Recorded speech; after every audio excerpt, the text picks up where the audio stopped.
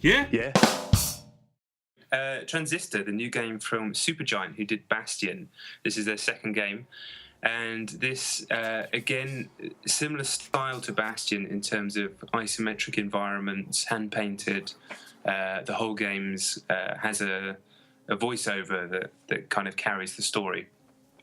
But where it differs from Bastion, that was more of a classic action Diablo-style hack-and-slash game, and this is a kind of curious mix of turn-based RPG and that type of action game as well.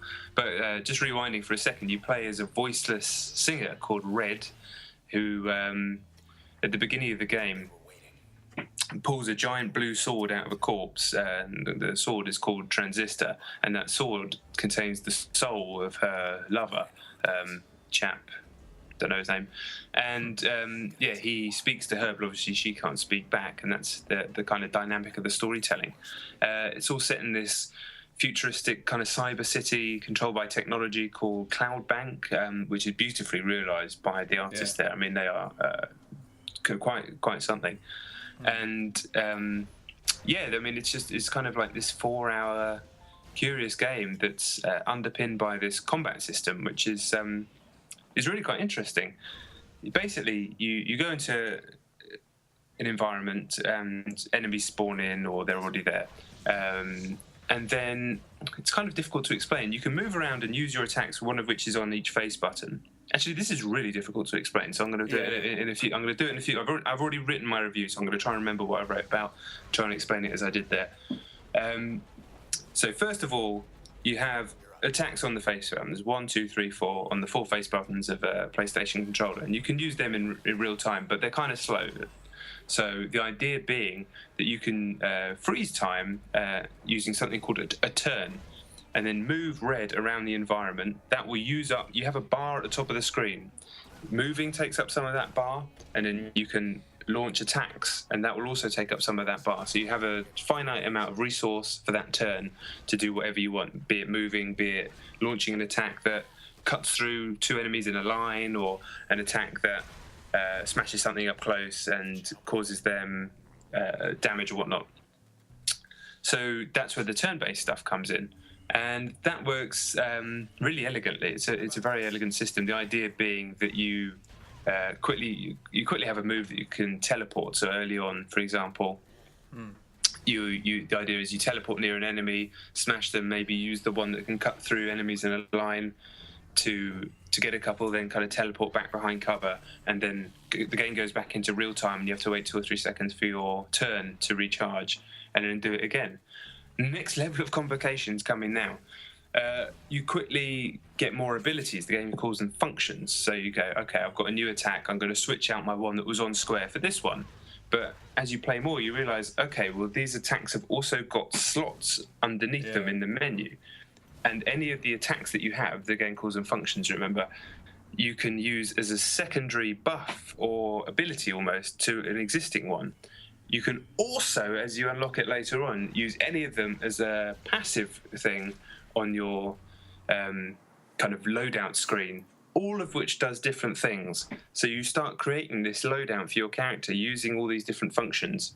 It sounds incredibly complicated. It kind of is incredibly complicated. Somehow, without barely explaining any of it, for me anyway, the game just started to make sense quite quickly through a combination of light experimentation and just a lot of very, very, very well-crafted guidance, I can only imagine, from the designers, because there's no point where the game sits you down and makes you do a 10-minute tutorial, which most games would do. There is some tutorial stuff early on, but it's very light, and it just subtly introduces you to these systems.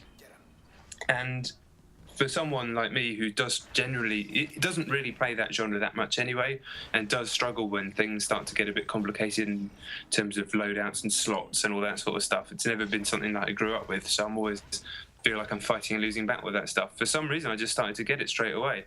And you start to develop your own tactics and different ways of playing and different loadouts, and they alter as you go through. The penalty to getting hit, once your health bar goes down, you lose one of your 4 attacks. So for a certain amount of time, normally a couple of battles, you have to find these little things in the world. I can't remember what they're called, and they allow you to go in and piss about with your different functions. You normally, if you lose one, you have to go and find a couple of those before you can get it back. Deep breath. Right.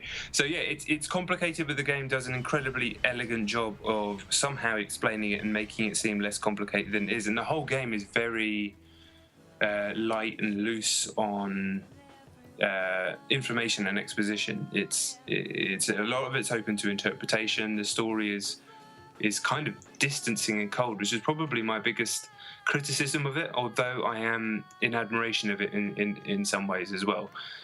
By the end of the game, I had very little idea of what would happen.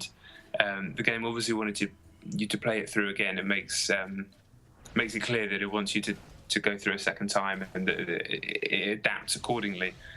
But the storytelling, as nicely as the dialogue is delivered and as well written as it is, it was so kind of cold and distancing for me that I never really felt engaged. And when it came to the kind of emotional punches towards the end of the story, I just felt kind of divorced from them.